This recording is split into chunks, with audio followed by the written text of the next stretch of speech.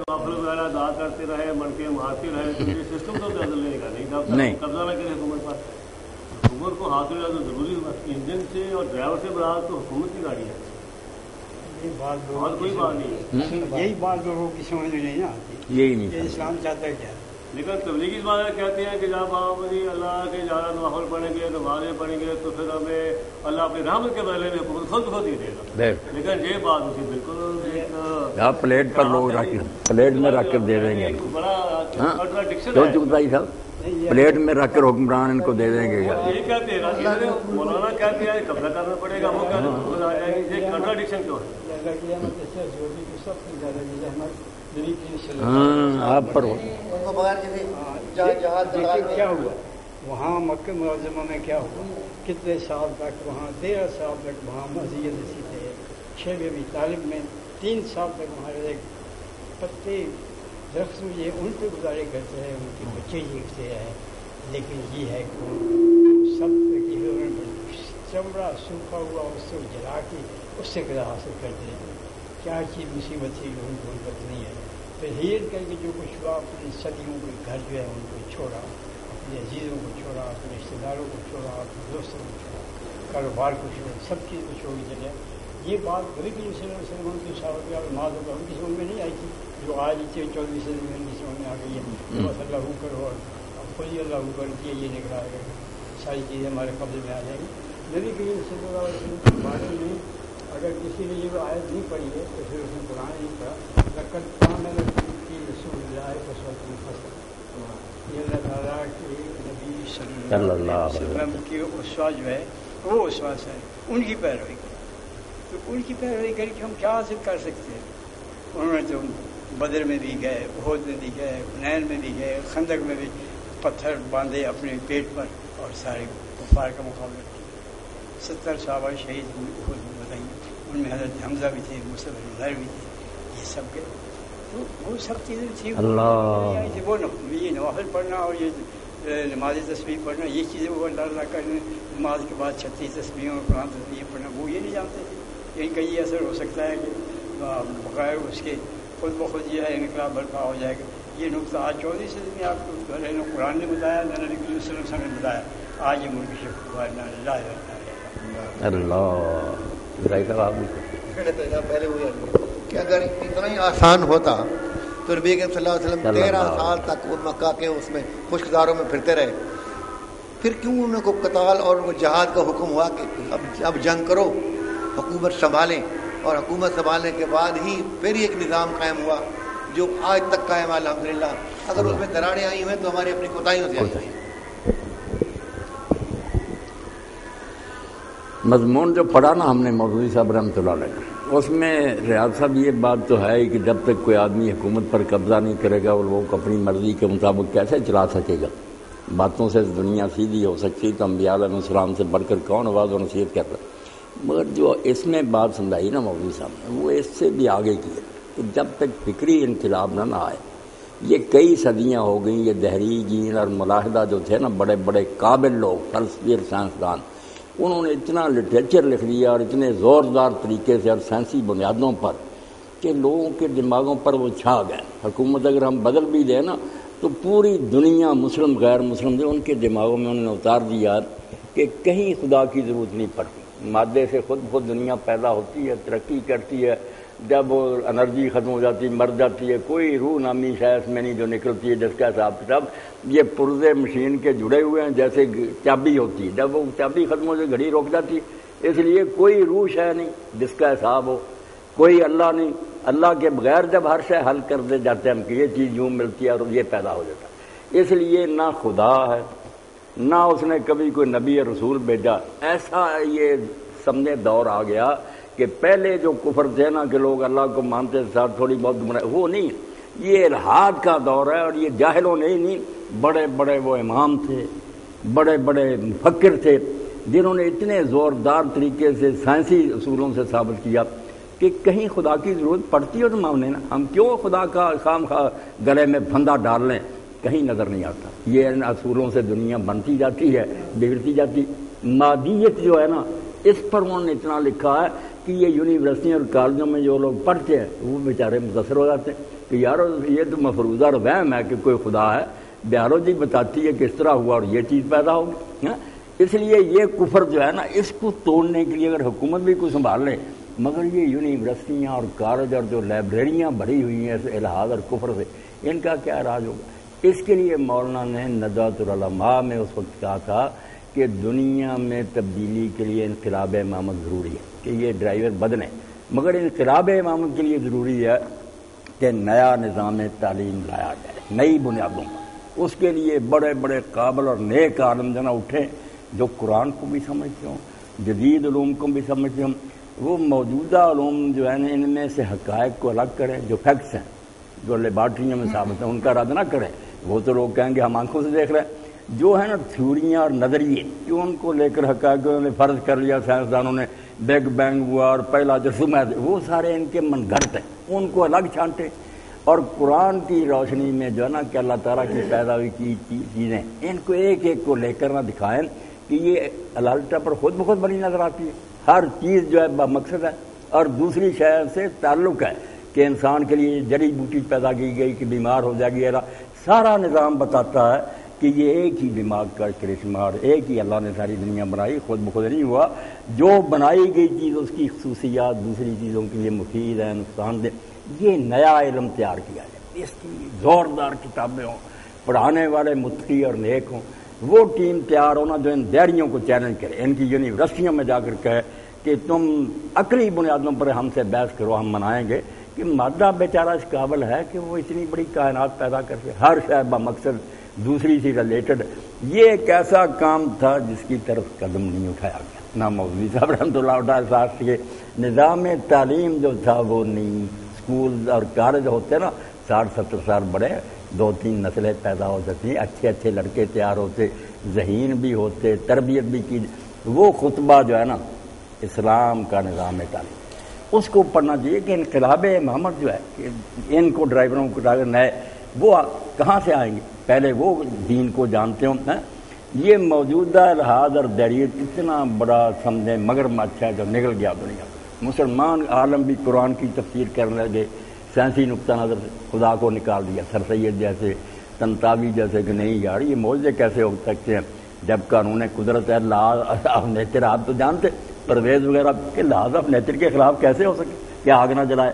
یعنی وہ تحریک اتنی غالب آ گئی کہ قرآن بھی بیچارہ اس کے آگے بہ گیا کہ معجزوں کو انہوں نے بدل لیا کہ نہیں، قانون قدرت کے خلاف کوئی نہیں. قانون قدرت کیا نام ہی بدلا، وہی مادہ کہ مادے کے اوصاف اور خصوصیات حکومت کرتے. تو یہ اتنی بڑی آفت ہے جو سرسری نہیں. یہ ہمارے جو بڑے گمراہ ہوئے نا ان کی برین واشنگ کر دیتے تھے. جب ان سے پڑھتے ہیں وہ کہتے ہیں یار دکھاؤ نا کہاں خدا کی ضرورت پڑتی. خواہ بہت تم نے خدا ماننا تو مانتے پھرو، تمہیں سائنسی طریقوں سے پتہ نہیں چلتا کہ خود بچی نہیں پڑ. یہ ہے اس دور کی سب سے بڑی آفت الحاد اور تحریت ہے جو ان پڑھوں نے نہیں پڑھے لکھے لوگوں نے نا اس پر ڈھیر لگا دیے کتابوں. اس کا جب تک حل نہ ہوگا کہ اتنی زوردار کتابیں ہیں سائنسی اصولوں پر ہی کہ اللہ تعالیٰ کی پیداوی کی چیزوں سے ایک ایک میں دکھائے کہ یہ خود بڑی نظر آتی ہے. ہر شے میں حکمت ہے، دوسری چیزوں سے اس کا تعلق رابطہ. آسمان کا ستارہ جو زمین کے ذرے سے جڑا ہوا نظر نہیں آتا کہ ایک ہی دماغ نے ساری پلاننگ کی. اس کے لیے بڑا ایمان اور بڑی بصیرت اور اللہ پر پورا یقین، تقویٰ اور نیکی. ایسے لوگ اٹھے، یہ کوئی تیار نہیں ہوتا. کام ہے یہ کرنے کا کہ بہت بڑی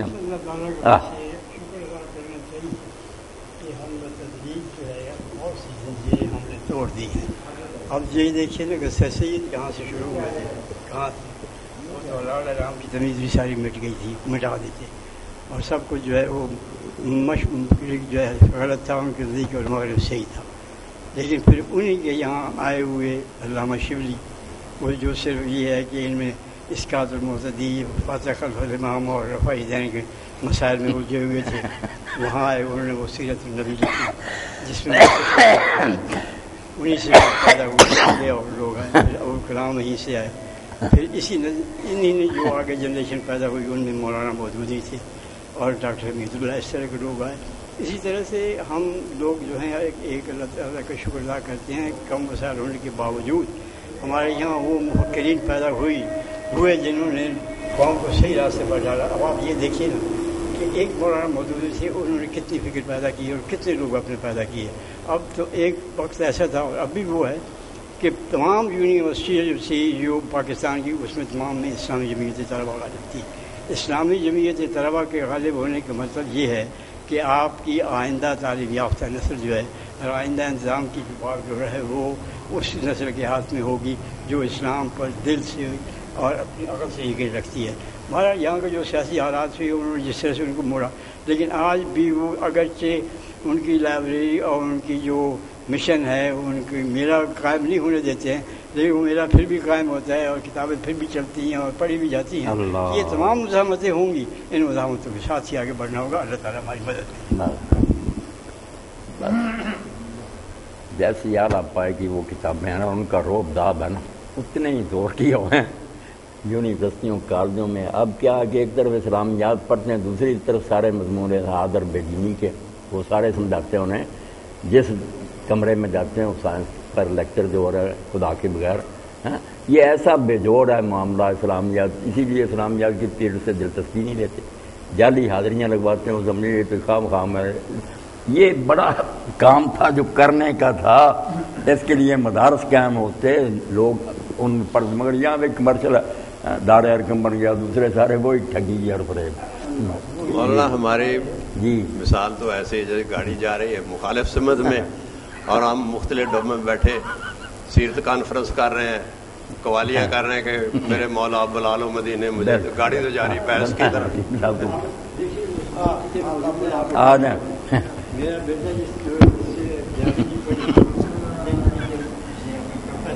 کوئی آپ کو اسکول کالج نظر آتا ہے جہاں ہم اپنے بچوں کو بھیجیں, دین اب سیکھیں؟ ہم بھی اپنی اولاد مجبور ہیں کنہیں کے اداروں میں بھیجیں کہ ہم بے دین ہو جاتے. اللہ امید رکھنی چاہیے اور اپنی طرف سے کوشش میں کمی نہیں کرنی چاہیے.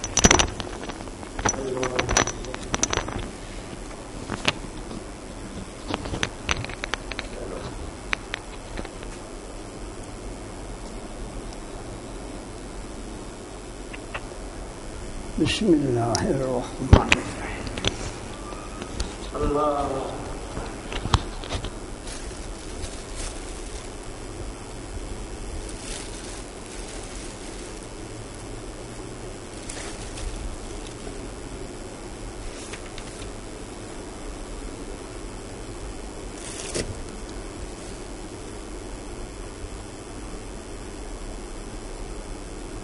حدیث ابی سعید الخدری رضی اللہ تعالی عنہ عن النبی صلی اللہ علیہ وسلم قال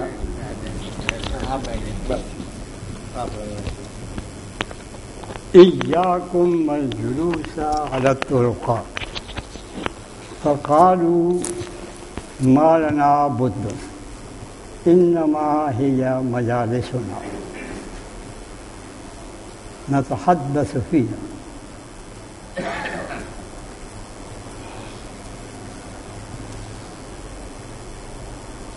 قال فإذا أبيتم إلا المجالس فأعطوا الطريق حقها قالوا وما حق الطريق قال غض البصر وكف الأذى ورد السلام وأمر بالمعروف ونهي عن المنكر.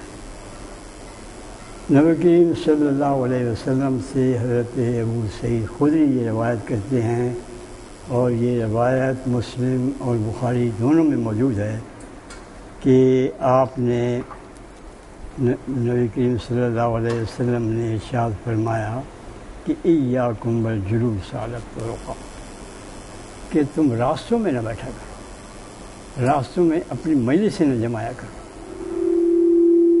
اب یہ آپ ایک ایک نقطے پہ غور کرتے جائیں. اسلامی تہذیب کس طرح کا انسان پیدا کرنا چاہتی ہے اور وہ کتنی دور تک اور کتنی باریکیوں میں انسان کی برائی کو, اس کے مہذب ہونے کو اور اس کے دوسرے انسانوں کے حقوق کو ادا کرنے کے لیے سوچتی ہے.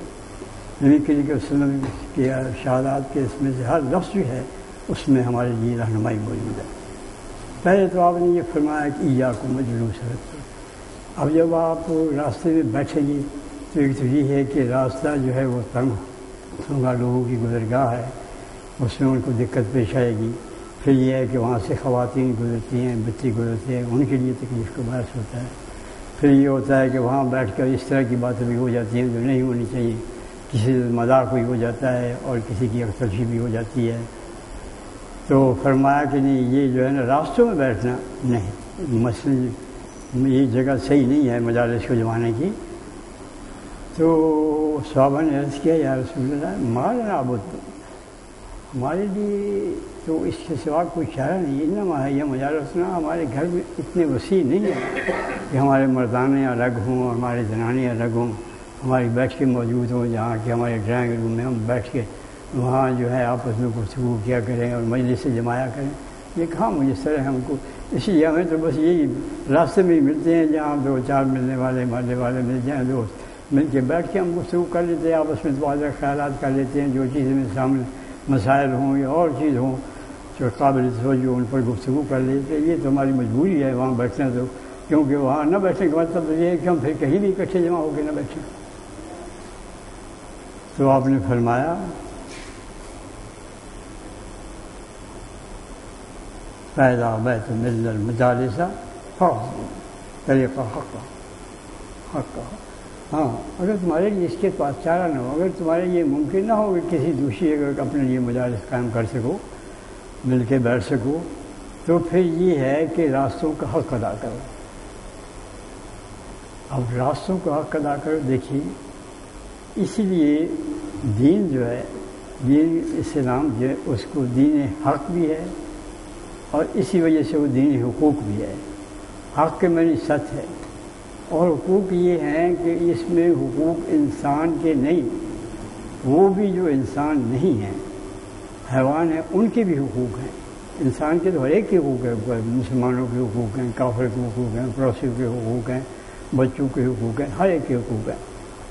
تو بلکہ یہ ہے کہ جانوروں کے بھی حقوق ہیں. اب آپ سنیں گے جانوروں کے حقوق سے بھی آگے بڑھ کر راستوں کے بھی حقوق ہیں کہ وہاں بیٹھنا ہے تو پھر ان کے حقوق ادا کریں. صحابہ نے عرض کیا یا رسول اللہ راستوں کے کیا حقوق ہو سکتے ہیں؟ تو آپ نے فرمایا سنو کیا حقوق ہو سکتے ہیں، میں تمہیں بتاتا ہوں.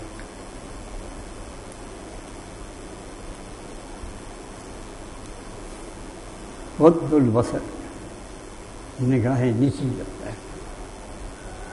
یعنی یہ تو قرآن مجید رکن ہے، قل المؤمنون یغضوا ابصارهم، عام حکم ہے کہ غض بصر نیچی نگاہ کر کے چلو. لیکن وہ تو یہ چلنے کا تو یہ ہے کہ آئے گزر گئے کہ سامنے ادھر سے آ رہا ہے ایک ادھر سے آ رہا ہے، وہ تو ٹھیک ہے گزر گیا بات، ایک لمحاتی ہوتی ہے بات. لیکن راستے میں بیٹھ کے تو پھر آپ وہاں ایک جگہ بیٹھے ہوئے، وہاں تو اس غض بصر کا اور زیادہ تاکید کے ساتھ حکم ہے.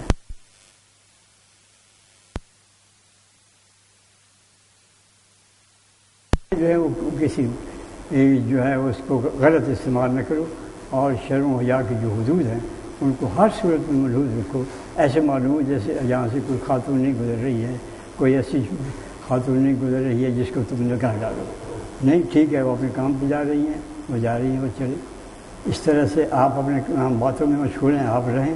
لیکن یہ ہے کہ آپ کی نظریں جو ہیں وہ کام نہ کریں جس سے ان کو منع کیا گیا ہے، اور وہ کام کریں جس کا انہیں حکم دیا گیا ہے. قل للمؤمنین یغضوا من ابصارہم ویحفظوا فروجہم. قرآن مجید میں ہے کہ وہ اپنی نگاہوں کو نیچے رکھیں اور اپنے فروج کی حفاظت کریں. وہ دوسری بات پھر اس کے بعد اگر غض بصر نہیں کریں گے تو پھر اس کا یہ بھی نتیجہ نکل سکتا ہے کہ وہ اپنے فروج کی حفاظت نہ کر سکیں، کیونکہ یہ ابتدا ہے. جب یہ ابتدا ہوگی، پہلا قدم ہوگا تو پھر دوسرا قدم بھی اٹھ سکتا ہے. اگر پہلے قدم پہ ہی رک گئے اور اس میں پھر مزید نہ چلے تو پھر یہ ہے کہ دوسرا قدم کیسے اٹھائیں گے. تو فرمایا پہلا تو یہ ہے کہ غض بصر سے کام لو.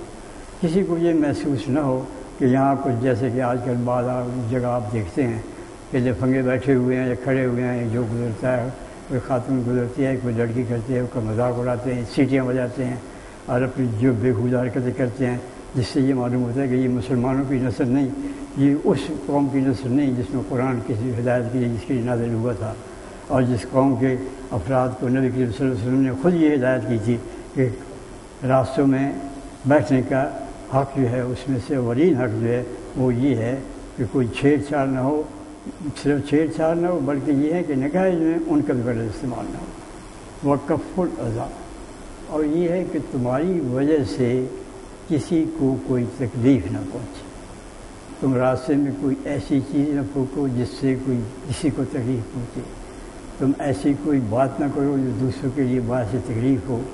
آخر راستے جو ہے ان میں لوگ آس پاس لوگوں کے گھر بھی ہوں گے، تمہارا وہاں بیٹھنا جو ہے تمہاری غم باسی اور تمہارے کہے یہ بھی نہ ہو کہ اس کی وجہ سے بھی لوگوں کو تکلیف ہو، نہ تمہاری زبان سے کسی کو تکلیف ہو، نہ تمہارے ہاتھ سے کسی کو تکلیف ہو، اور نہ تمہاری کسی اور حرکت سے کسی شخص کو تکلیف ہو اور وہ لوگوں کے لیے باعث اذیت ہو۔ تو فرمایا کہ دوسری بات یہ ہے کہ وہ کف الاذی، تمہارا وجود جو ہے لوگوں کے لیے آرام پہنچانے کا باعث ہو، ان کے لیے راحت کا باعث ہو، ان کے لیے مدد کا باعث ہو، ورد السلام۔ پھر فرمایا تیسرا حق یہ ہے کہ اگر کوئی تمہیں کوئی سلام کہتا ہے، السلام علیکم کہتا ہے، تو تم اس کا جواب دو۔ یہ ایک بات جو ہے نا، دراصل یہ اس طرح کی نہیں ہے کہ انسان کو بس ایک حدیث پڑھ کے سمجھے کہ میں نے حدیث پڑھ لی اور سن لی۔ ایک تہذیب کا ایک منظر ہے یہ، جب جہاں سے بھی دیکھیں گے آپ اسی تہذیب کی طرف اشارہ ہوگا جو شرافت اور انسانیت مبنی، رد السلام۔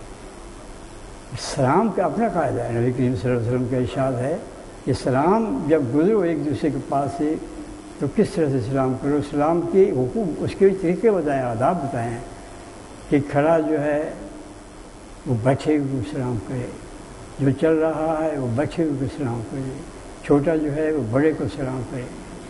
تو یہ آداب ہیں۔ اسی طرح سے جب آپ بیٹھے ہوں گے تو لوگ آپ کو سلام کریں گے۔ اسلام کا کیا مطلب ہے کہ آپ دوسرے مسلمان کی سلامتی کی، اس کی خیریت کی اللہ تعالیٰ سے دعا کرتے ہیں۔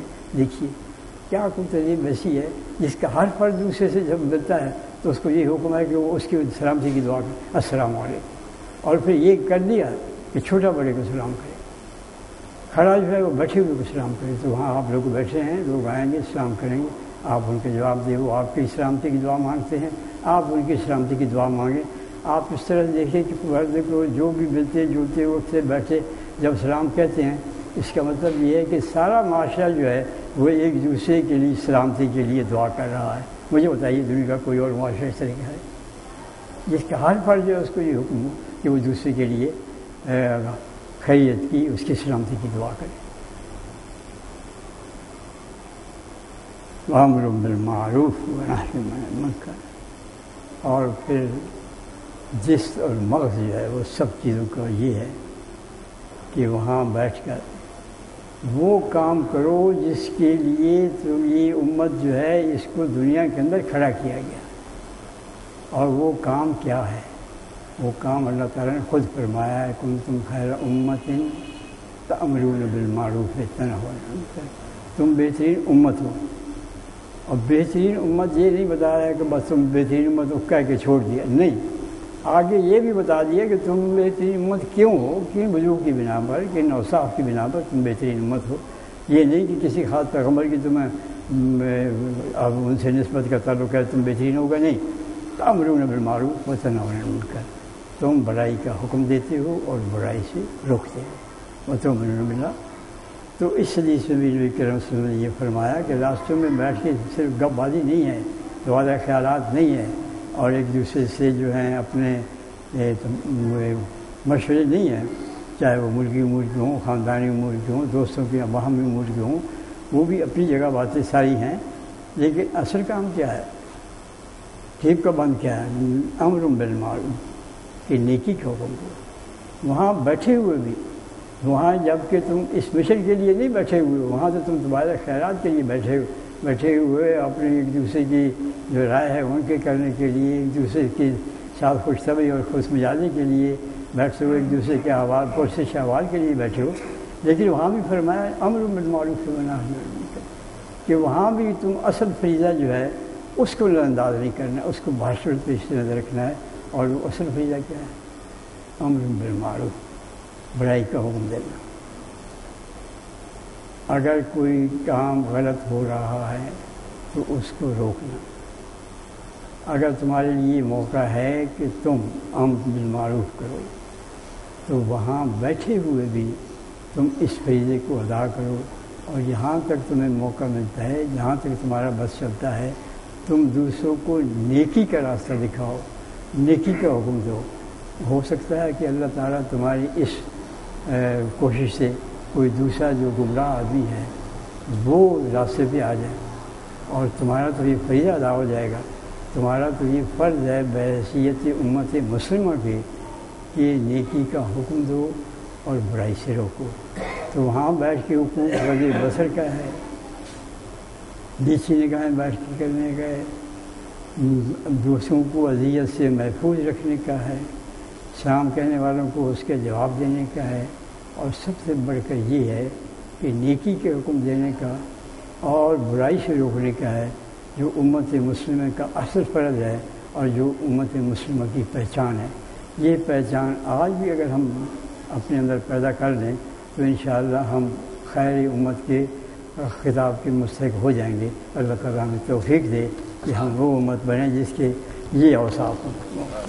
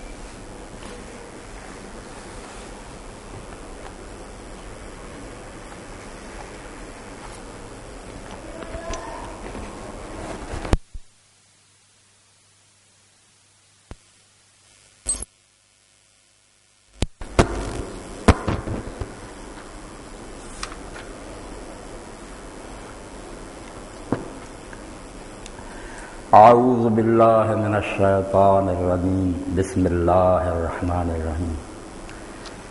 یا عبادی الذین آمنوا ان ارضی واسعۃ فایایا فاعبدون، کل نفس ذائقۃ الموت ثم الینا ترجعون، والذین آمنوا وعملوا الصالحات لنبوئنہم من الجنة غرفا تجری من تحتها الانہار خالدین فیہا نعم اجر العاملین الذین صبروا وعلی ربہم یتوکلون، وکأی من دابۃ لا تحمل رزقها اللہ یرزقها وإیاکم وہو السمیع العلیم۔ سورۃ العنکبوت کی 56 سے لے کر 60 تک آیات میں نے آپ کے سامنے تلاوت کی ہیں۔ اللہ رب العالمین نے جس میں انسانی ایک ایسی معجون تیار کی ہے جس میں ایک حصہ تو صرف مادی ہے کہ زمین سے کچھ اجزاء لیے ان کو آپس میں گوندھ کر جسم تیار کر دیا، ایک آسمان سے اس میں نور اتارا جس کو روح کہتے ہیں۔ انسان جو کچھ کرتا ہے نا، ہاتھ سے، پاؤں سے، زبان سے، جو کچھ بھی اعمال انسان سے سرزد ہوتے ہیں ان کا سرچشمہ قلب اور روح، پہلے دماغ کہہ لیں، دل کہہ لیں، خیال وہاں آتا، وہاں فیصلے ہوتے ہیں کہ یہ کام کرنا، یعنی سوچ بچار جس کو کہتے ہیں، قوت نظریہ، سوچنے کے لیے ایک خیال اللہ نے دی ہے، پہلے سوچتا ہے، صحیح سوچے یا غلط، وہاں فیصلہ ہو کر پھر وہ اشارہ کرتا ہے کہ زبان یہ کہے، ہاتھ یہ کام کرے، پاؤں ادھر کو جائے۔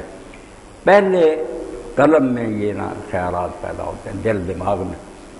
اسی لیے اللہ کے رسول علیہ السلام نے فرمایا کہ جو چاہتا ہے نا کہ صحیح کام کرے وہ پہلے چشمے کو صاف کرے، جہاں سے یہ خیالات جنم لیتے ہیں، آزاد اس کے تابع، ہاتھ پاؤں وہی کام کریں گے جو دل دماغ کہے گا، اس کو صاف کرو۔ یہی بات سید عالم صلی اللہ علیہ وسلم نے فرمائی کہ دل اگر ٹھیک ہو گیا تو سارا جسم ٹھیک ہوگا، اور اگر دل خراب ہوگا تو جیسے سرچشمہ گندا ہے تو نہروں اور نالیوں میں پانی گندا ہی آئے گا۔ تو یہ دل کو صاف کرنے کا مقام جو ہے یہی انبیاء علیہ السلام کا اصل مشن ہے۔ بدقسمتی ہماری کہ ہر لفظ اپنا مفہوم کھو بیٹھا۔ اب تزکیہ جو کہا گیا تھا کہ پیغمبر امتوں کو پاک صاف کرنے کے لیے آتے زکی، وہ بھی بن گیا کہ خانقاہوں میں گھس جا رہا چلے جانا وہ کرو اور یہ اللہ اللہ کرو. وہ بات جو تھی کہ زندگی میں پوری طرح منہمک ہو جاؤ, سارے کام کرو, کارخانوں میں دن رات کام کرو, کھیتوں میں کرو, عدالتوں میں کرو, کاروبار روکنے کے لیے دین نہیں آیا. شائستہ اور اچھے انداز سے کام کرنے کا طریقہ خیال آیا کہ کام سارے کرو, دوسری قوموں سے بڑھ کر کرو, مگر کرو ایک اچھے انسان کی طرح. صاف کرنے کے لیے آیا, میل دور کرنے. دل مردہ دل نہیں ہے اسے زندہ کر دوبارہ.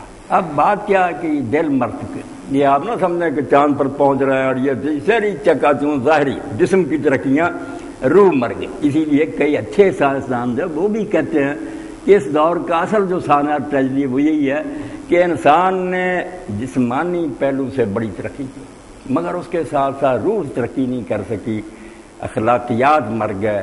اس لیے یہ ساری چیزیں جو ایجادیں تھیں وبال بن گئی, بم بن گیا, دنیا تباہ ہو گئی. حالانکہ یہ ایٹمی طاقت آپ دیکھتے ہیں کتنے کام اس سے اچھے لیے جا سکے, مگر آبادیاں برباد ہو رہی. یہ اس لیے کہ وہ دل جو فیصلے کرتا نا وہ نہیں.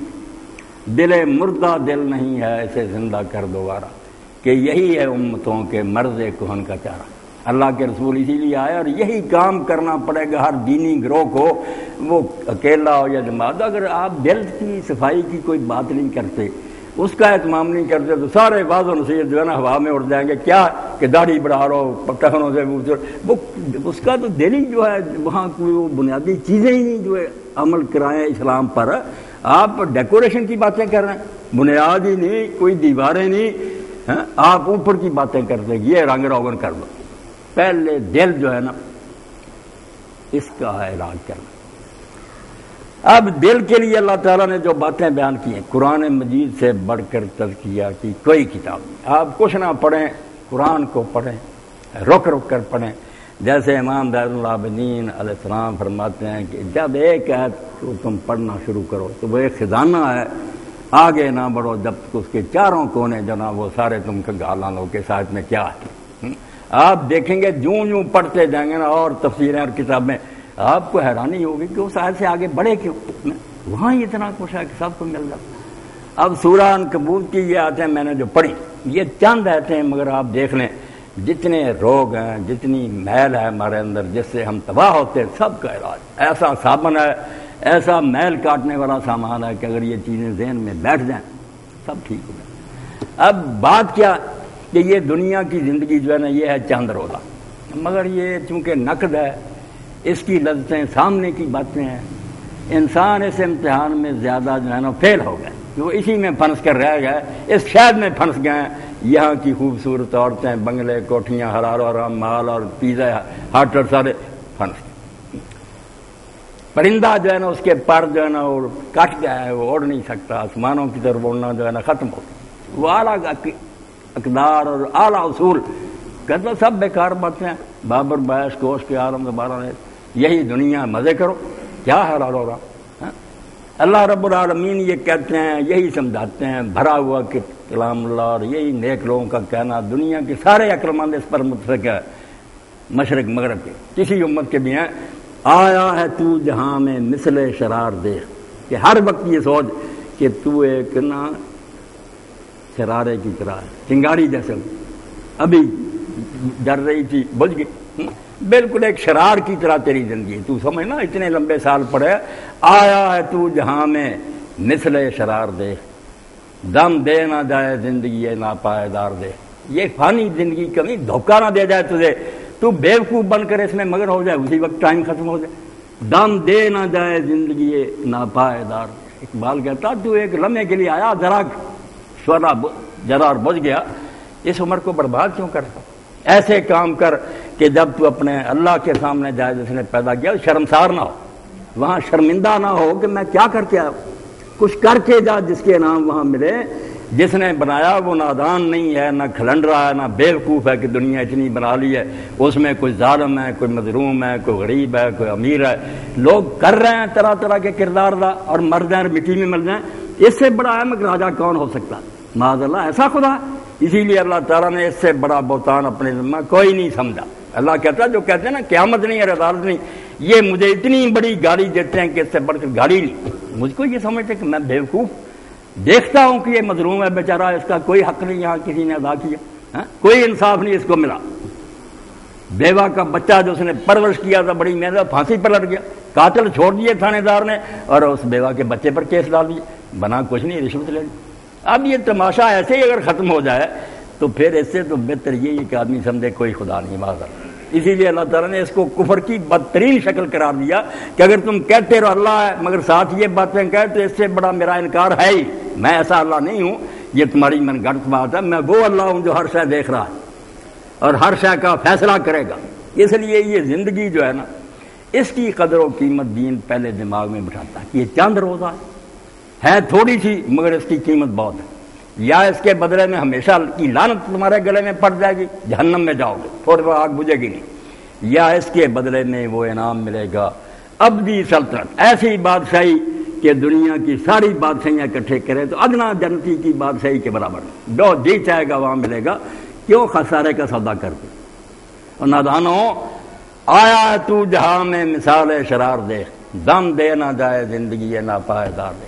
یہ فانی زندگی کہیں تمہیں بیوقوف نہ بنا دے، ساتھ نہ چھوڑ جائے، بے وفائی کر دے تو روتے رہ جاؤ گے۔ اس لیے اللہ تعالیٰ فرماتا ہے کہ یہاں سے جو کچھ تم نے بچا کر لے جانا نا، قدم قدم پر دنیا۔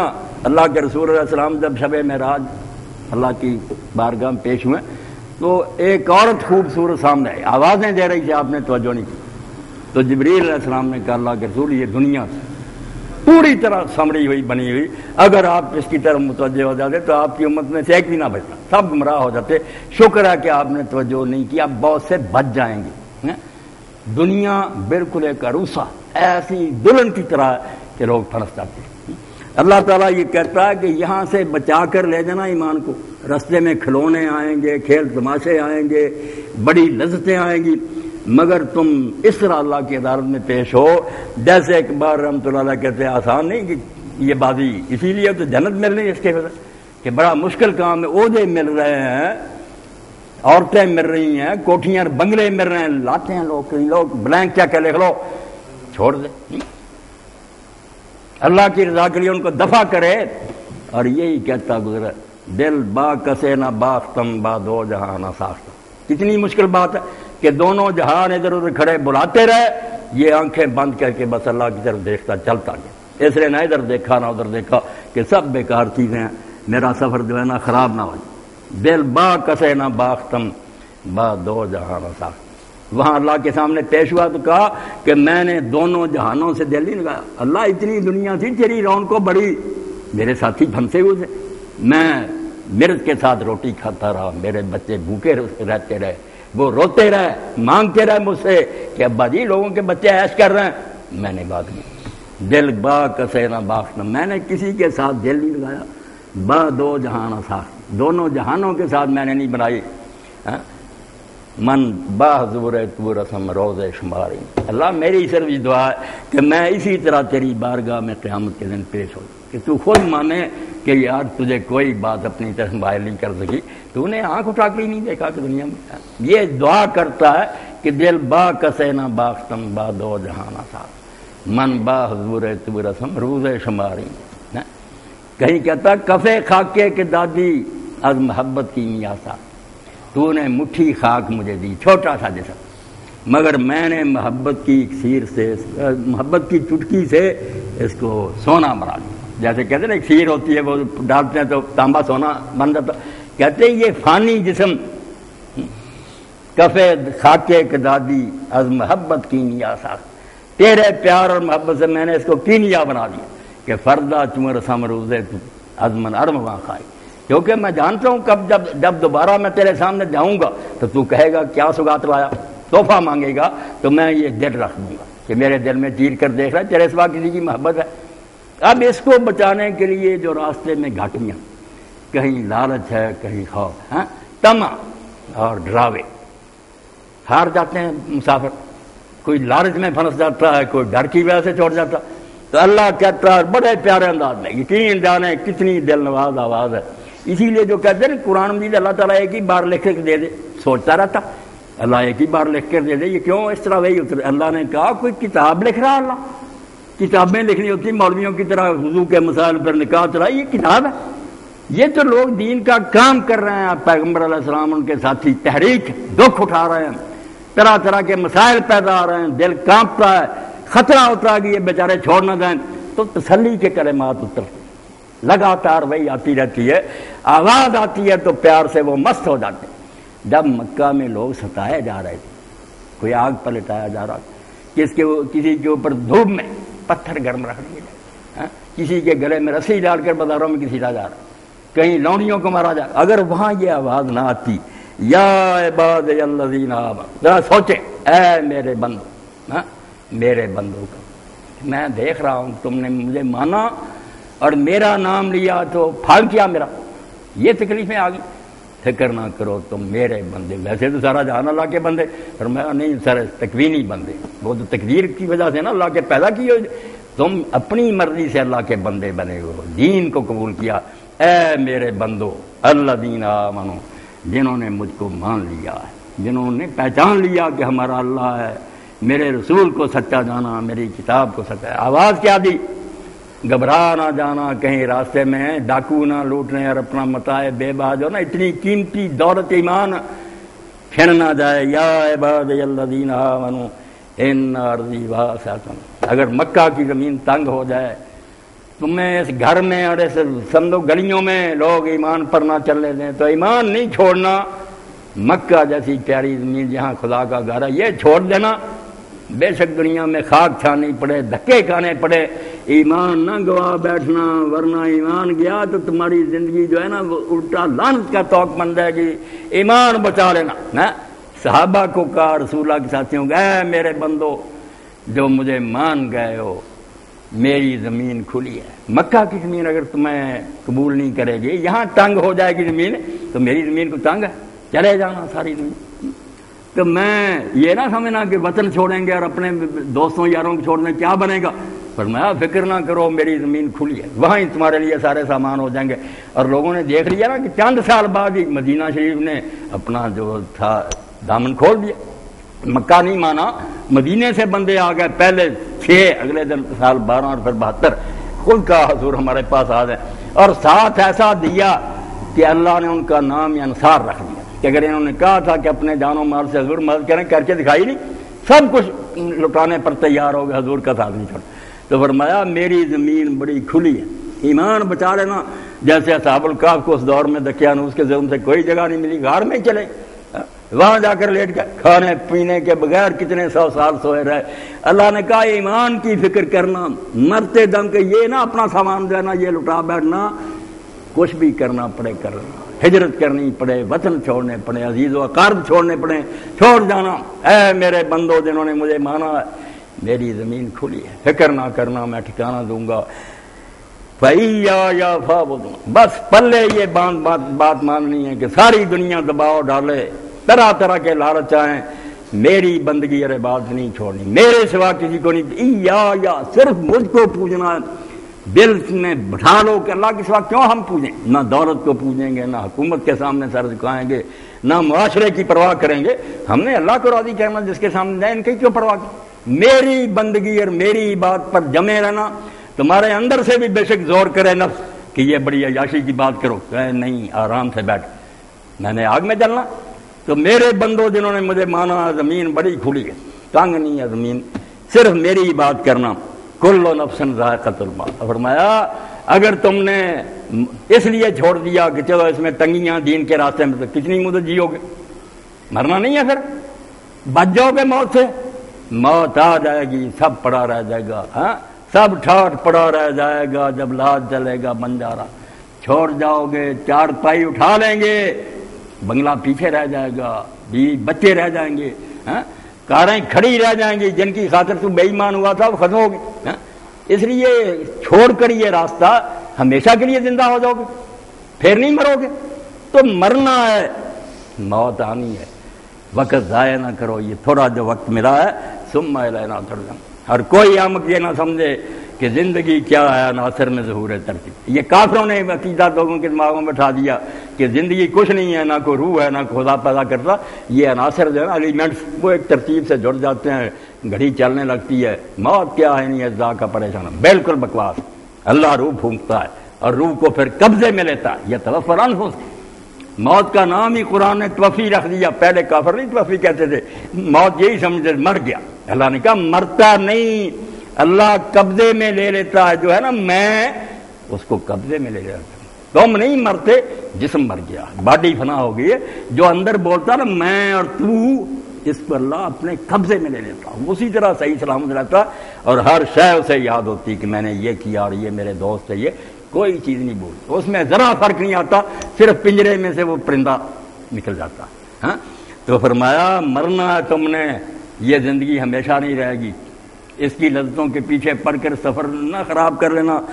ثم الینا ترجعون، پھر کوئی نہ سمجھے کہ مر کر مٹی میں مل جائیں گے اور کوئی نتیجہ نہیں نکلا. پھر تم واپس میری عدالت میں آؤ گے، میرے سامنے حاضر ہوگے اور میں ایک ایک ذرے کا حساب کروں گا. مجھ سے کچھ چھپا ہوا نہیں. کوئی نہ سمجھے کہ اس دنیا میں کوئی نگرانی نہیں کر رہا. والذین آمنوا وعملوا الصالحات، اب وہ آگ پر جو لٹائے جاتے تھے ان کو جب یہ بشارت ملی کہ جو اللہ کو مان گئے ہیں اور اس کے دین کے مطابق نیکیاں کر رہے ہیں، یہ اپنے اس اجر کو تو دیکھیں جو انعام ملنے والا، اس کے مطابق یہ پھانسیوں پر لٹکنا، یہ ٹکڑے ہو جانا جسموں کا کچھ ہے. لَنُبَوِّئَنَّهُم مِّنَ الْجَنَّةِ غُرَفًا، ہم ان کو بٹھائیں گے، جگہ دیں گے. کہاں؟ غرفاً، باغ ہیں، باغوں میں بالا خانے. یہاں ہم 14 منزلہ دیکھتے ہیں، بگیا دوسرا کئی جگہ اس سے بڑی بڑی عمارتیں یورپ میں 100 منزلہ. تو غرفاً بالا خانے، خدا جانے کتنی منزلیں اوپر. فرمایا ہے یہ لوگ جو چند روزہ زندگی میں پاؤں پر کھڑے رہے، ڈگمگائے نہیں، نہ لالچ سے متاثر ہوئے نہ خوف سے، ان کو ہم ایسی جگہوں میں ٹکائیں گے جہاں بالا خانے ہیں. تجری من تحت الانہار، اور کیسا دلکش منظر ہوگا کہ باغات ہیں اور ان باغات کے نیچے دریا بہ رہے ہیں، نہریں. لاہور جاتے ہیں لوگ کہتے ہیں یار فلاں سڑک جو اس کے ساتھ نہر بہ رہی، بڑا پر لطف منظر ہے. اللہ کہتا ہے نہریں بہ رہی ہو، باغ ہوں گے، باغوں کے ساتھ اونچے اونچے محل ہوں گے، نیچے نہریں بہ رہی ہوں گی تاکہ نہ خشک سالی نہ درخت جو ہیں وہ سوکھیں. اور منظر بھی بڑا اچھا نظر آئے کہ پانی بہ رہا اور ساتھ درخت کھڑے. خالدین فیہا، اب مسئلہ تھا گئے تھوڑے دن کے بعد ختم ہو گئے، یہ بھی کام خراب ہوتا، مزہ کرکرا ہو جائے. پھر کیا یار جنت میں گئے محلوں بیٹھے مر گئے. فرمایا نہیں، خالدین فیہا، موت یہاں ہی ہے، مرنا یہاں ہے، وہاں مرنا نہیں. ہمیشہ رہیں گے اس میں، ہمیشہ ہمیشہ، کبھی موت ہی نہیں آئے گی. اور اسی لیے حدیث پاک میں آتا ہے کہ جب دوزخی دوزخ میں چلے جائیں گے، نیک لوگ جنت میں چلے جائیں گے، تو یہ موت جو ہے اس کو مینڈے کی شکل میں لایا جائے گا، چھترا بنایا ہوا ہوگا اور فرشتہ لے کر بلندی پر کھڑا ہوگا اور دونوں گروہوں کو دکھا کر کہا کہ یہ ہے موت. اس کو ذبح کر دے گا. اس وقت پھر دوزخی رونا شروع کریں گے. سب امیدیں ختم ہو گئیں کہ توقع تھی کہ آگ میں جل کر مر جائیں گے، وہ بھی کسا ختم. کیا مرو گے نہیں، ہمیشہ جلتے رہو. اور جنتی خوش ہو جائیں گے کہ جو اندیشہ تھا، ڈر تھا کہ کہیں جنت میں ماری نہ جائے، نہیں اب نہیں مرنا، ہمیشہ ہمیشہ. خالدین فیہا، ان باغوں میں ان محلوں میں ہمیشہ رہیں گے. اور خود اللہ کہتا اللہ جو انعام دینے والا نعم اجر العاملین، کہ جو ہمارے لیے کام کریں گے کتنا اچھا ہے ان کا انعام. کہتا کر لو تعریفیں، نعرے مارو، اس سے اعلیٰ انعام بھی کسی کو ہو سکتا کہ ہمیشہ کی زندگی مزے اور جو جی چاہے ملے. الذین صبروا وعلی ربہم یتوکلون، مگر اس کے لیے سرمایہ یہ درکار. یہ کام جو نا تب ہوگا، ایک صبر ہوگا، استقامت. صبر یہی نہیں کہ رونا چلانا نہیں، ہائے ہائے نہیں کرنا، نہیں. جو بات حق سمجھیے نا، 1000 نفع نظر آئے کہ اگر میں ذرا سا دھوکہ کر رہا ہوں تو کاروبار میں اتنے کروڑ کا نفع. فرمایا انہوں نے کہا نہ تھوکو اس پر پیشاب کرو، یہ تو سارا رزق ہی حرام ہو جائے گا. الذین صبروا، جو ہر حال میں ثابت قدم رہے، حلال و حرام کے موقع پر ان کے قدموں میں جنبش نہیں آئی، ڈگمگائے نہیں قدم، جہاں پاؤں رکھ لیا ڈٹے رہے. ایک بات تو فرمایا یہ چاہیے، یہ جو ہے نا مرغے باد نما کہ چلو تم ادھر کو ہوا جدھر کی، یہ دین کا کام نہیں کر سکتے. دین کے لیے پہلا وصف یہ درکار ہے کہ حق سمجھ لیا تو اب اس سے ہٹنا نہیں، کچھ ہو جائے منہ نہیں موڑنا. الذین صبروا، جو ثابت قدم رہے، استقامت تھی ان میں.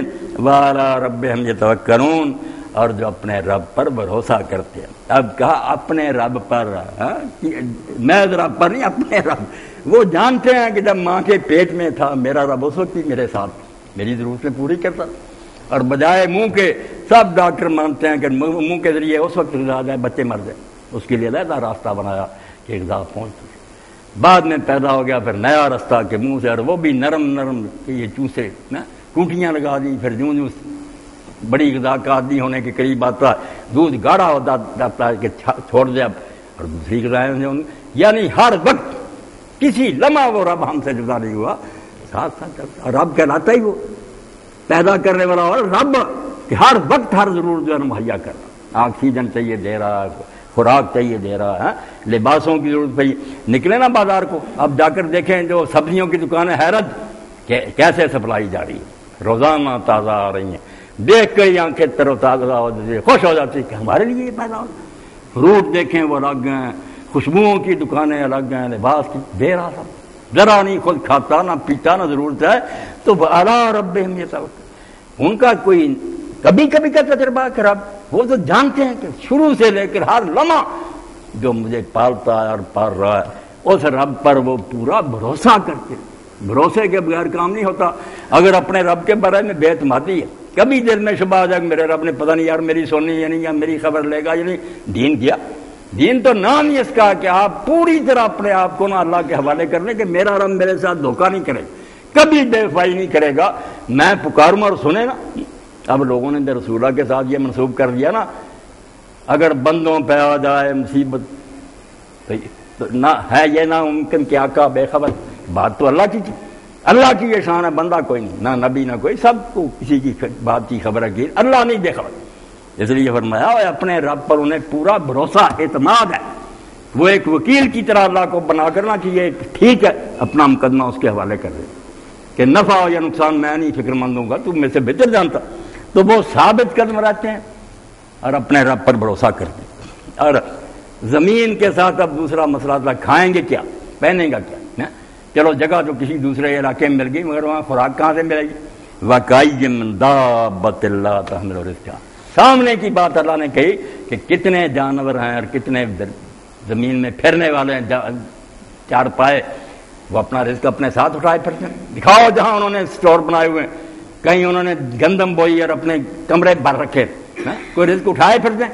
پرندے صبح بھوکے نکلتے ہیں اپنے، اللہ ان کو رزق دے رہا ہے، بے وقوف ہو۔ اور یہی بات عیسیٰ علیہ السلام نے کہی کہ چڑیاں جو پیسے کی دو بکتی ہیں اس وقت سستی، جو اللہ ان کو روزانہ رزق دے رہا ہے، وہ بے یقین اور کم اعتماد ہو جو اللہ کے نزدیک اتنے قیمتی بندے ہو مومن، تمہیں رزق نہیں دے گا، صرف ایمان کی خرابی ایک تم سمجھتے ہو خدا ہمیں چھوڑ دے گا، وہ ان کی خبر لے رہا ہے جانوروں تک۔ عیسیٰ علیہ السلام کا یہ فکرہ کہ حضرت سلیمان اپنی ساری سلطنت کے باوجود ایسا لباس نہیں تیار کر سکا جو سوسن کا پھول یا دوسرا کوئی پھول جو ہے وہ پہنتا، پھول جو نکلتا جس طرح کا اس کا لباس ہے عمدہ رالا ہے، پتیاں میں کل کو وہ سوکھ جائے گا اور آگ میں چلا جائے گا، جو اس آگ میں جل جانے والی گھاس کو یہ پھول دے رہا ہے، ایسا عمدہ لباس اور پوشاک تیری فکر نہیں کرے گا۔ صرف ایمان کی کمی، تو اللہ نے کہا دین کے لیے وطن چھوڑنا پڑے چھوڑ جا، زمین کھلی پڑی، اور اگر تو رزق کے بارے میں پریشان ہے تو نہ ہو۔ وَكَأَيٍّ مِّن دَابَّةٍ لَّا تَحْمِلُ رِزْقَهَا، کتنے جانور تمہارے سامنے پھر رہے ہیں جن کے پاس رزق کا کوئی سٹور نہیں ہے مگر روزانہ مل رہا تازے سے تازہ۔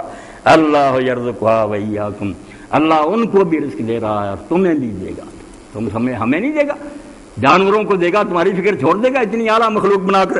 وَهُوَ السَّمِيعُ الْعَلِيمُ، یہ قرآن پاک کے خاتمے پر آیتوں کے آتے ہیں، اللہ کے نام یہاں ہم سرسری گزر جاتے ہیں، یہاں کوئی زور نہیں لگاتا ترجمہ، وہ سننے والا اور جاننے والا، قصہ ختم ہو گیا۔ حالانکہ جتنی تقریر ہوتی نا 1000 صفحے کی وہ اس میں بند ہوتی، یہ وہ نگینہ ہوتا ہے کہ سارا فلسفہ اس میں ہوتا ہے۔ کیا اللہ سمجھے کون ہے؟ وہ سمیع العلیم، سامع بھی نہیں کہا، عالم نہیں کہا، وہ کیا فائل کسی، کبھی کسی نے بات سنی سامنے میں، وہ بھی دوسرے وقت ہو سکتا ہے وہ بہرا ہو جائے، ہاں کسی وقت جان رہا دوسرے وقت بھول جائے، مگر سمیع اور علیم وہ ہے جو ہر وقت ہر شے جانتا ہے۔ ہاں فرمایا وہ اللہ جو تم سے باتیں کر رہا اس کو پہچانا بھی ہے، وہ سمیع، وہ ہر شے کو ہر وقت سن رہا ہے۔ سوال ہی نہیں پیدا ہوتا کہ میرا بندہ چلائے اور میں سنوں نا، میں کہیں گم ہو گیا ہوں، میں تیری فریاد سنوں گا، فکر نہ کر، رزق کی تنگی آئے گی، دشمن خلاف ہو جائے، کوئی بات، تو میری خاطر یہ مصیبتیں جھیلتا جا، اللہ تیری فریاد نے، تیرے نالے، تیری چیخیں سن رہا ہے، ہر وقت تیرے ساتھ ہے، علیم، اور وہ تیری ضرورتوں کو جانتا ہے، تیری دعائیں سننے والا، اور تیری حاجتوں کو پتہ ہے کہ کس وقت میرے بندے کو کیا چیز چاہیے اور وہ کس طرح اس کو مہیا کرنی ہے۔ ایسے خدا کو ماننے کے بعد بے وقت تم اس پر بھروسہ نہ کرو، کچہری میں جا کر پتہ لگے سارے کہیں یار یہ بہت قابل وکیل ہے، یہ مقدمے جیت جاتا ہے، مسئلہ ٹھیک ہے، فائدہ اس کے حوالے کر۔ اب اللہ اگر ایسا مان لیا کہ سمیع اور علیم جو ہے سب کچھ سننے والا، پھر آدمی کو کیا لگتا اور پریشانی رہے گی؟ بالکل مطمئن ہو کہ تیرے حوالے اللہ، میرے سے زیادہ تو بہتر جانتا، ٹھیک تھا۔ اور یہی ایمان و یقین تھا جس کے بارے میں ہم دیکھتے ہیں کہ جب حضرت خبیب رضی اللہ تعالیٰ عنہ کو وہ پکڑے گئے، مکہ میں قید ہو گئے، اب جنہوں نے خریدا تھا وہ انہوں نے پہلے ہی قسم اٹھائی کہ انہوں نے ہمارے باپ دادے مارے ہیں، میدان بدر میں بدلہ لینا، مل گئے بیچارے، پکڑے گئے، کافروں نے جا کر بھیج دیا، انہوں نے خرید لی، مکہ میں 1 مہینہ قید رہے۔ اب قید کے زمانے میں صحیح بخاری میں آپ دیکھیں الگ چیپٹر، جو خدمت کرتی تھی کافرہ عورت، اس سے انہوں نے کہہ دیا کہ میری بہن میری ایک ہی التجا کہ جس دن یہ بتوں کے نام کی نظر و نیاز پکائے نا مجھے نہ دینا، میں بھوکا رہوں گا مگر میں اپنا ایمان خراب نہیں کر سکتا، مجھے نہ دینا، مگر اس کی بجائے اللہ دیتا تھا۔ وہ عورت کہتی ہے کہ میں نے کئی مرتبہ دیکھا کہ جب میں جاتی اس کے کمرے میں زنجیروں میں جکڑا ہوا موت کا انتظار کر رہا مگر خوش تھا، میں دیکھتی کہ اس کے پاس نا آدمی کے سر کے برابر انگوروں کا گچھا ہوتا، اور ایسے ایسے انگور کہ مکہ میں ان کا نام و نشان ہی نہیں۔ تو اللہ کے رسول علیہ السلام نے فرمایا خبیب کو غیب سے رزق ملتا، اللہ روزی دیتا تھا، کھاتا۔ جب موت کا وقت آیا لے گیا شہر سے باہر، اب رسا ٹان گیا، کھجور کا تنا جو اس کے پاس کھڑا کر دیا گیا، سارا مکہ جو تھا مرد عورتیں سارے اکٹھے کر کے لے گئے، چلو تماشا تمہیں آج ایک مسلمان کو پھانسی دینی، تو سارا نظر آ رہا تھا کہ میرے ساتھ کیا بننے والا۔ اب جب پوچھا کہ کیا خواہش ہے تمہاری، کہا کوئی خواہش نہیں، صرف یہ چاہتا ہوں کہ مجھے 2 رکعت نماز پڑھ لیں، میں دنیا سے جاؤں سجدہ کر کے خدا کو جاؤں۔ نماز پڑھی مگر بہت جلدی ختم کی، اور آج کی نماز جیسا مزہ پوری زندگی نہیں آیا۔ اور اگر یہ اندیشہ نہ ہوتا کہ تم یہ کہہ دو گے کہ مسلمان اب موت سے ڈرتا ہوا نماز لمبی کر رہا، تو نماز ختم کرنے کو جی نہیں چاہتا۔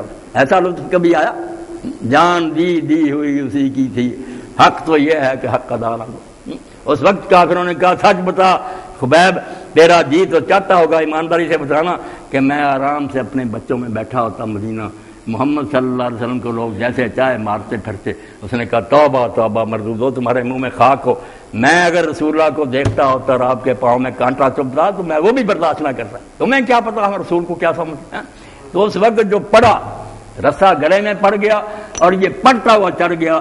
امام بخاری رحمۃ اللہ نے نقل کیا کہ دیکھو مجھے کوئی فکر لستو بالغین اقتل مسلمن، مجھے کوئی پرواہ نہیں، مجھے قتل کرنے کے بعد تم جس پہلو پر مجھے چاہے پھینک دینا، میں اللہ کی رضا کے لیے مر رہا ہوں۔ وذالک فی ذات الہ و ان یشاء یبارک اللہ سارے سلم محمد، میرا یہ مرنا اللہ کو خوش کرنے کے لیے ہے، اور اللہ نے چاہا تو میرے ٹکڑے بھی جو تم بکھیر دو گے اس پر بھی اپنی برکتیں نازل کر دے۔ تو یہ توکل ہے، بھروسہ کہ میرا رب کبھی میرے ساتھ دھوکہ اور فریب نہیں کر سکتا، دکھ بھی اٹھاؤں گا تو سارے دکھوں کا اس کو پتہ، اس کا وہ انعام دے گا۔ تو اللہ کہتا ہے یہ زندگی ہے فانی، تھوڑی سی ہے، پتہ نہیں کس وقت ساتھ چھوڑ جائے، فائدہ اٹھا رہو، ایمان کی گٹھڑی باندھ رہو، اور ڈاکو لوٹنا چاہیں تو سب کو لٹا دینا، وطن چھوڑ دینا، عزیز و اقارب چھوڑ دینا، بچے چھوڑ دینا، بھوکے مرنا قبول کر مگر ایمان نہ گوانا، مرتے ہی تمہیں سارا کچھ مل جائے گا، مگر اگر ان چیزوں کی خاطر تم ایمان گوا بیٹھے تو پھر یہی ہے کہ چند روزہ زندگی ختم ہو جائے گی، آگے ابدی جہنم تمہاری منتظر ہوگی، آگ میں جلتے رہو گے۔ وآخر دعوانا الحمدللہ رب، یہ ہے قرآن مجید، جس کو پڑھیں صفائی ہوتی ہے اور پتہ چلتا ہے کہ ایمان سینے میں سما جائے کیا نتائج ہوتے ہیں۔ اللہ اکبر۔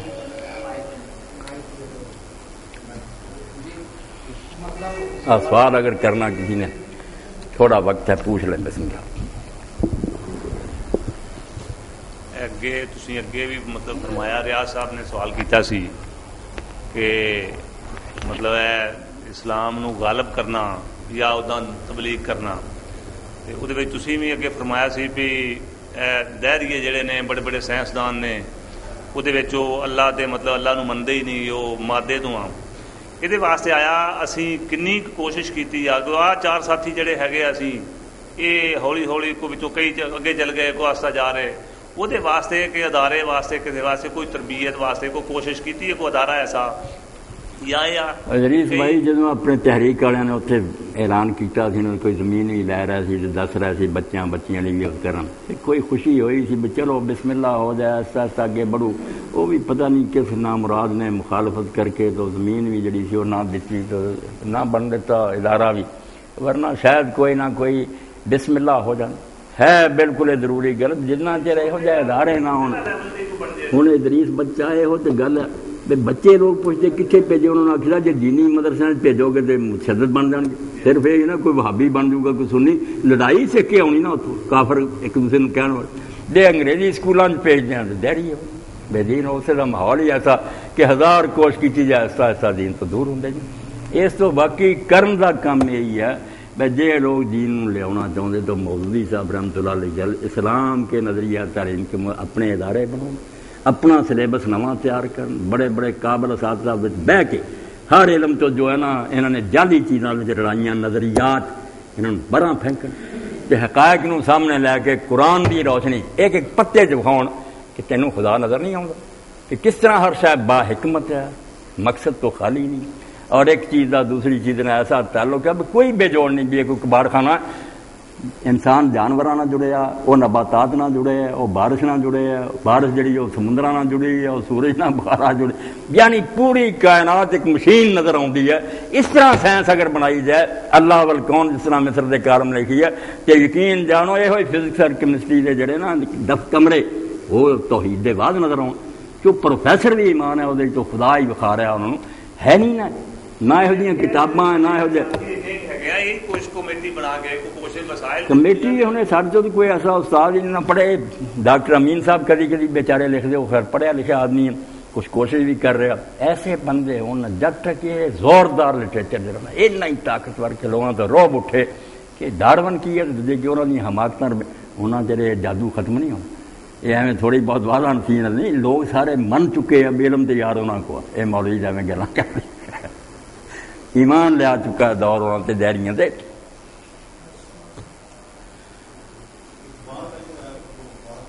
آؤ نواز صاحب آؤ دیو نا جو مسجدیں ہیں مدرسے ہیں یہ سب مسلکی ہیں، کوئی وہابی ہے، کوئی اہل حدیثوں کا ہے، کوئی حنفیوں کا ہے، کوئی سنیوں کا، شیعوں کا۔ یہ جو ہے بعض اوقات انسان کے دل میں یہ اطمینان یا بے اطمینانی ہوتی ہے کہ ان کو چندہ دینا، ان کی مدد کرنا، مالی معاونت جائز ہے یا کہ نہیں ہے، کیونکہ یہ کہ یہ دین کی خدمت کر رہے ہیں یا دین کی ڈس سروس کر رہے ہیں۔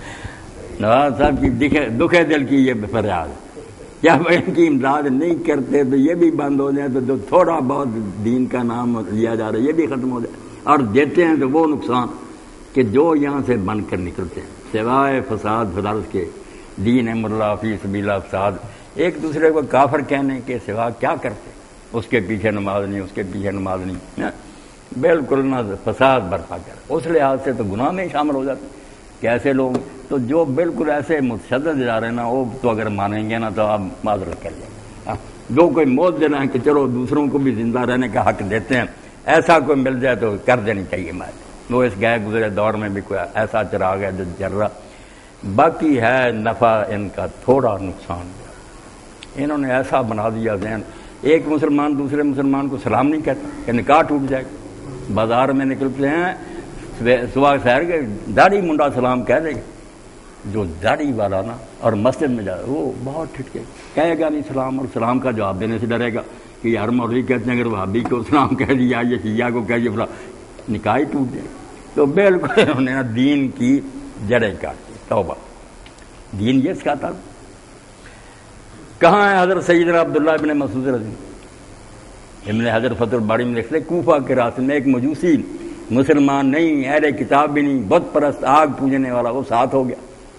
آگے جا کر راستہ جدا ہوا، آپ اس کو کافی دور تک رخصت کرنے کے لیے ساتھ گئے، اپنا راستہ چھوڑ کر ساتھ گئے، پھر واپس آئے، اور جب رخصت کرنے لگے سلام کہا اس کو، تو لوگوں نے کہا آپ نے حضور کافر کے ساتھ یہ؟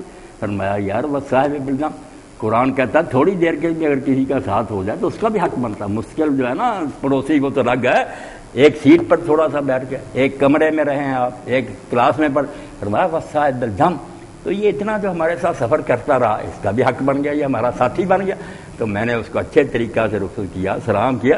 یہ وہ اسلام اور ایمان تھا جس سے دنیا کی طرف آئی. اب اپنوں کو جب کافر کہا جائے, سلام سے روکا جائے تو قیامت ہی آنی. علامہ اقبال کا نواز صاحب بالکل ٹھیک ہے, وہ کہتا ہے دین حق کیوں رسوا ہو گیا, اسلام کافروں نے رسوا کیا, ان کا کیا گلا یہود نصارہ کا, وہ تو دشمنی. دین حق کا کافری رسوا تھا. اب اسلام جو ہے کافری سے بھی زیادہ رسوا ہو. کافروں کی کوئی عزت ہے, دین کی نہیں دی. زاں کے ملا مومن کافر گرفت, کیونکہ ملا جو ہے وہ خود مومن بنا ہوا, دوسروں کو کافر بنا رہا. کہتا یہ سارے کافر مشرق مغرب سے کلمہ پڑھ رہے ہیں, اذانوں میں اشہد اللہ اللہ اشہد اللہ محمد رسول اللہ, یہ مسلمان ہی نہیں مانتا. پہلے جا کر پڑھتا ہے کہ کیا لکھا پیشانی میں, کس فرقے کی مسجد, وہ خدا کے بندے, مسجد خدا کی ہے, قرآن وہ پڑھ رہے ہیں. ابن حزم رحمۃ اللہ علیہ پر اللہ رحمۃ فرمایا وہ مولانا نے کہ صحابہ رضی اللہ عنہم کے آخری دور میں فرقے پیدا نہیں ہو سکے. شیعہ پیدا ہو گئے, خارجی پیدا ہو گئے. خارجیوں نے سوائے ابو بکر عمر کے سب کو کہا علی بھی کافر ہے, اور یہ عثمان بھی کافر ہے, عائشہ بھی کافر ہے, سب کو کافر. اور زبان تک نہیں رہا, قتل کرنے لگے آبادیوں میں کہ جو ہمارے عقیدے کا نہیں قتل کر. مگر نماز کے وقت جب نجدہ پڑھاتا ابن عمر اس کے پیچھے پڑھے. لوگوں نے کہا آپ اس کے پیچھے پڑھتے, فرمایا یار جب وہ حی علی الصلاۃ کہتا, قرآن کہتا نیک کام میں ساتھ دیں, جب قتل و غارت کرتا نہیں ساتھ دیں گے, نماز کیوں نہ پڑھیں, نماز کو برائی کہہ رہا. کتنی اچھی بات تھی, مگر یہ سب برا, کوئی دوسرے کے ساتھ نہیں مل کر کرنا چاہتا. اس لیے کافروں کو ہم روتے ہیں, ان کے بارے میں تو سوچنا ہی چاہیے, وہ تو جو ہو سکے کریں گے. یہ کیا کر رہے ہیں دینی پیشوا. توبہ توبہ. بالکل ادریس بھائی فکر نہ کریں, بے شک 10-12 ہی ہونا, ہم تو اپنے ایمان کی سلامتی کے لیے اکٹھے ہوتے ہیں. اللہ سے دعا کریں کہ اس طوفانی آندھی میں یہ چراغ کہیں بجھ نہ جائے. الحمدللہ رب العالمین والصلاۃ والسلام علی رسول الکریم سیدنا محمد وآلہ وصحبہ اجمعین. اللہم انصر الاسلام والمسلمین واخذل الکفرۃ والمشرکین. ربنا افرغ علینا صبرا وثبت اقدامنا وانصرنا علی القوم الکافرین. اللہم اسق عبادک وبہیمتک وانشر رحمتک واحی بلدک المیت. اللہم اغثنا اللہم اغثنا اللہم اغثنا اللہم سقیا رحمہ لا سقیا عذاب ولا بلاء ولا غرق ولا حدم. یا حی یا قیوم برحمتک نستغیث اصلح لنا شأننا کلہ ولا تکلنا الی انفسنا طرفۃ عین. لا الہ الا انت وصلی اللہ تعالی علی خیر خلقہ محمد وآلہ وصحبہ. آمین یا رب العالمین.